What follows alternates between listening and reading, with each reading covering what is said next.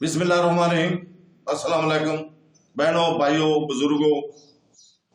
ہم خلیفہ دوم عباسی خلافت کے ابو جعفر عبداللہ بن محمد المنصور کے بارے میں بیان کر رہے ہیں۔ اس تعلیمی اور معلوماتی ویڈیو میں اس کے دور حکومت کی تاریخ اور اہمیت کو اجاگر کرتے ہیں۔ اسلامی تاریخ کے اس اہم شخصیت کے بارے میں معلومات پھیلانے کے لیے اپنے عزیزوں و اقارب میں، دوستوں میں ویڈیو کو شیئر ضرور کیا کریں۔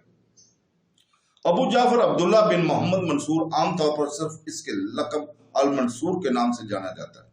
دوسرا عباسی خلیفہ تھا جس نے 136 ہجری سے 158 ہجری تک اپنے بھائی الصفا کے بعد حکومت کی۔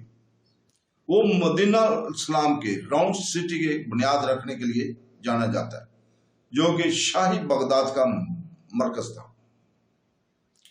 جدید مورخین المنصور کو خلافہ عباسی کا حقیقی بانی مانتے ہیں۔ وہ کہ دنیا کی تاریخ کے سب سے بڑی سیاسیات میں سے ایک ہے۔ خاندان کے استحکام اور ادارہ سازی میں ان کے کردار کی وجہ سے السیوطی کی تاریخ خلفاء کے مطابق المنصور 95 ہجری 158 ہجری 714 عیسوی 6 اکتوبر 775 عیسوی تک زندہ رہا۔ المنصور 95 ہجری میں حجاز سے ہجرت کے بعد حمیمہ جدید دور کے اردن میں عباسی خاندان کے گھر پیدا ہوئے۔ ان کے والدہ سلمہ تھی جو ایک لونڈی تھی۔ المنصور صفا کا بھائی تھا۔ دونوں کا نام عبداللہ رکھا گیا اور ان میں فرق کرنے کے لیے ان کی کنیت ابو العباس نے صفا کا حوالہ دیا۔ المنصور اسلامی پیغمبر محمد صلی اللہ علیہ وسلم کے چچا عباس بن عبد المطلب کے نواسے تھے۔ المنصور کے بھائی صفیہ نے 740 کی دہائی میں خلیفہ بننے کے اپنے دعوے پر زور دینا شروع کیا اور خراسان میں خاص طور پر سرگرم ہو گئے، ایک ایسا علاقہ جہاں غیر عرب مسلمان رہتے تھے۔ 743 میں اموی خلیفہ ہشام بن عبد الملک کی وفات کے بعد عدم استحکام کا دور شروع ہوا۔ الصفا نے 747 میں عباسی انقلاب کی قیادت کی اور اس کے اقتدار کے دعوے کو پورے عراق میں مسلمانوں کی حمایت حاصل تھی۔ وہ اپنے حریفوں کو شکست دینے کے بعد 750 میں عباسی خلافت کا پہلا خلیفہ بنا۔ تو دوستو، خراسان کے باغیوں کی ایک فوج کے ذریعے امویوں کا تختہ الٹنے سے کچھ عرصہ قبل، جو عباسیوں کے پروپیگنڈے سے متاثر تھے، آخری اموی خلیفہ مروان دوم نے عباسی خاندان کے سربراہ المنصور کے دوسرے بھائی ابراہیم کو گرفتار کر لیا۔ المنصور اپنے باقی خاندان کے ساتھ کوفہ بھاگ گیا، جہاں خراسانی باغی رہنماؤں سے کچھ نے ان کے بھائی الصفا کی بیعت کی۔ ابراہیم اسیری میں مر گیا اور الصفا پہلا عباسی خلیفہ بنا۔ اپنے بھائی کے دور میں المنصور نے ایک فوج کی قیادت کی طرف سے، جہاں سے اس سے آخری اموی خلیفت کی موت کی اطلاع دینے کے بعد گورنر کی طرف سے ایک عرضی ملی۔ آخری اموی گورنر نے عراق میں ایک گریزن شہر میں پناہ لی تھی۔ اس نے المنصور اور خلیفہ صفا نے ایک محفوظ طرز عمل کا وعدہ کیا تھا، لیکن شہر کو ہتھیار ڈالنے کے بعد اسے اس کے معتد پیروکاروں کے ساتھ قتل کر دیا گیا تھا۔ 947 میں عیسوی کے ارد گرد لکھی گئی عربی میں ایک تاریخ کی کتاب کے مطابق اموی خاندان کے بارے میں المنصور کی ناپسندگی کو اچھی طرح سے دستاویزی شکل دی گئی اور اس کے بارے میں بتایا گیا ہے کہ المنصور کا سونے کا دینار امویوں نے حکومت کو مضبوطی سے تھام رکھا تھا، جو انہیں عطا کی گئی تھی۔ خدا کی طرف سے دیے گئے تحفے کی حفاظت کرتے تھے، لیکن پھر ان کی اقتدار ان کی بزدل بیٹوں کے پاس چلا گیا، جن کی واحد خواہش ان کی خواہشات کی تسکین تھی اور جو اللہ تعالی کی طرف سے ممنوع لذتوں کا پیچھا کیا گیا۔ پھر اللہ نے ان سے ان کی طاقت چھین لی، ان پر شرمندگی ڈھا دی گئی اور ان کی دنیاوی سامان سے محروم کر دیا گیا۔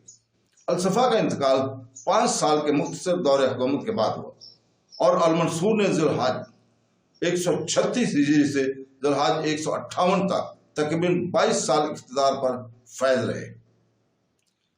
عباسی خلافت کے قیام کی ذمہ داری سنبھالی۔ المنصور کو 753 میں مکہ جاتے ہوئے خلیفہ قرار دیا گیا تھا، اور اگلے سال اس کا افتتاح ہوا۔ ابو جعفر عبداللہ ابن محمد نے المنصور فاتح کا نام لیا اور اپنے بھتیجے عیسیٰ ابن موسیٰ کو عباسی خلافت کا جانشین بنانے والا تھا، لیکن المنصور کے الحاق کے خاص طور پر اس کے چچا عبداللہ ابن علی نے چیلنج کیا۔ ایک بار خلیفہ کے طور پر اقتدار میں آنے کے بعد المنصور نے اپنے چچا کو 754 میں قید کیا اور 757 میں قتل کر دیا۔ لوگوں میں مقبولیت حاصل کرنے والے عباسی جنرل ابو مسلم کی بڑھتی ہوئی طاقت سے خوفزدہ ہو کر المنصور نے اپنے قتل کی منصوبہ بندی کی تھی۔ ابو مسلم سے بات کر رہے تھے تو ایک مقررہ اشارے پر اس کی 4 محافظ، بعض ذرائع کا کہنا ہے کہ 5 اندر آئے اور جنرل کو شدید زخمی کر دیا۔ جان ایکن اپنی تصنیف جنرل بایوگرافی میں بیان کرتے ہیں کہ منصور قتل سے مطمئن نہیں تھے۔ انہوں نے میت پر غصے کا ارتکاب کیا اور تماشے سے اپنی آنکھوں کو چمکانے کے لیے اس کی کافی دن رکھا۔ ابو المسلم کو پھانسی کے پورے صوبہ خراسان میں ہنگامہ برپا ہو گیا۔ 755 میں کیران کے ایک ایرانی رائس نے المنصور کے خلاف بغاوت کی قیادت کرتے ہوئے نیشاپور، کیمس اور رے کے شہروں پر قبضہ کیا۔ رے میں اس نے ابو المسلم کے خزانے پر قبضہ کر لیا۔ اس نے جبل اور تبرستان سے بہت سے حمایتی حاصل کیے، جن میں خورشید بھی شامل تھے، جنہیں خزانے سے رقم ادا کی جاتی تھی۔ المنصور نے عباسی کمانڈر جوبور بن مرار الجالی کے متحد 10,000 کی فوج کو بغاوت کا مقابلہ کرنے کے لیے خراسان کی طرف بغیر کسی تاخیر کے مارچ کرنے کا حکم دیا۔ تو دوستوں، المنصور نے اپنی فوج کے اصول کے خلاف احتیاطی اقتدام کے طور پر جنگ میں سے جمع ہونے والے مال غنیمت کی فہرست لینے کے لیے ایک اہلکار کو بھیجا تھا۔ المنصور کے حرص سے ناراض جنرل جوبور نے خزانے کو یکساں طور پر تقسیم کرنے کے اپنے منصوبوں کے لیے اپنی فوجوں کی حمایت حاصل کی اور خلیفہ کے خلاف بغاوت کر دی۔ اس سے خلیفہ کے دربار میں خطرے کی گھنٹی بج گئی اور المنصور نے محمد بن اشعر کو خراسان کی طرف کوچ کرنے کا حکم دیا۔ لاہور یہ جانتے ہوئے کہ اس کی فوجیں نقصان میں ہوں، اصفہان کی طرف ریٹائر ہو گئے اور تیاری میں قلعہ بندی کی۔ محمد کی فوجوں نے باغی افواج پر دباؤ ڈالا اور جاہور آذربائیجان فرار ہو گئے۔ جواہر کی افواج کو شکست ہوئی، لیکن وہ محمد کی قبض میں بچ گیا۔ یہ مہم 756 سے 765 عیسوی تک جاری رہی۔ 759 میں المنصور نے اپنے جنرلوں ابو الخاب مرزوق اور خزیم ابن خزیمہ کی قیادت میں ایک فوج تبرستان بھیجی تاکہ خورشید کو سپت کے حپیت پر سزا دے۔ خورشید کو شکست ہوئی اور ابو الخصیب کو علاقے کا گورنر مقرر کیا گیا۔ سابق وزیر ابن عطیہ کو فارغ کرنے کے بعد المنصور نے خورستان سے اپنی ذمہ داریوں ابو ایوب المرانی کو منتقل کر دی۔ المنصور کی پہلی بیوی عرفہ تھی، جو ام الموسیٰ کے نام سے جانی جاتی تھی، جن کا سلسلہ نسب امیار کے بادشاہوں سے جا کے ملتا ہے۔ ان کے والد المنصور حمیری تھے۔ ان کا ایک بھائی تھا جس کا نام یزید تھا۔ ان کے 2 بیٹے تھے، محمد مستقبل کے خلیفہ المہدی اور جعفر۔ ان کا انتقال 764 عیسوی میں ہوا۔ دوسری بیوی حمادہ تھی، اس کے والد عیسیٰ تھے جو المنصور کے ماموں میں سے ایک تھے۔ ان کا انتقال المنصور کے خلافت کے دوران ہوا۔ ایک اور بیوی فاطمہ تھی، ان کے والد محمد تھے جو طلحہ بن عبداللہ کی اولاد میں سے تھے۔ ان کے 3 بیٹے سلمان، عیسیٰ اور یعقوب تھے۔ اس کی لونی میں سے ایک کرد عورت تھی، وہ المنصور کے بیٹے جعفر ابن کردیہ، نصاب کا ترجمہ کرد عورت کا بیٹا، اس کی والدہ تھی۔ اس کے دوسرے بالغ سوتیلے بھائیوں کی برعکس جعفر کے بارے میں بہت کم جانا جاتا ہے اور غالباً وہ سیاست میں ملوث نہیں تھے یا شادی یا مسئلہ تھا۔ تاہم اس کی موت 802 میں ईस्वी में महल के रिकॉर्डों में दर्ज की गई है, जिससे पता चलता है कि इसने जवानी में जिंदगी गुजारी और जवानी से पहले मलक बदर होने या मरने की बजाय अदालत में रहते हुए एक और लौंडी कुली अल फरशा थी जो यूनानी थी और मंसूर के बेटे साला अल मस्कीन की मां थी। एक और लौंडी उम्मुल कासम थी जिसका बेटा कासम 10 साल की उम्र में फौत हो गया था। अल मंसूर की अकलौती बेटी आलिया एक अमवी औरत से पैदा हुई। इसने इसहाक बिन सुलेमान से शादी की। अल मसूदी लिखते हैं कि मंसूर की वफात हफ्ता 6 जुल्हज 158 हिजरी ईस्वी को हुई।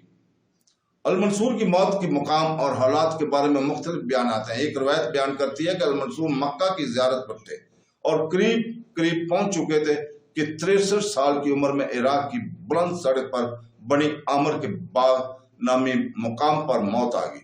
इस रवायत के मुताबिक आपको मक्का में दफन किया गया और इनका चेहरा बेनकाब था क्योंकि आपने एहराम का लिबास पहन रखा था। इसकी हड्डियों को तलाश करने और इसके खिलाफ वर्जी करने की किसी भी कोशिश को नाकाम बनाने के इरादे से मक्का के गिर्द 100 कब्रें खोदी गई थी। फजल बिन रबिया से एक मुख्तलिफ रवायत है जिसने ये दावा किया है कि वो अपनी मौत के वक्त मंसूर के साथ थे। बयान करते हैं कि इनकी वफात मेमून के कुएं के करीब अलबता में हुई, जहां इन्हें 60 साल की उम्र में अल हजून में दफन किया जाएगा। 5 साल की उम्र इस रवायत में मंसूर एक गुंबद वाले कमरे में बैठा हुआ था कि वो दीवार पर पेशोई गोई की तहरीरों के बारे में धोखा दे रहा था। जब अल-रबिया ने जवाब दिया कि मैं दीवार पर कुछ भी लिखा हुआ नहीं देख रहा हूं, तो इसकी सतह साफ और सफेद है। अल मंसूर ने जवाब दिया, मेरी रूह को खबरदार किया गया है कि वो अपनी रवानगी के लिए तैयारी करे।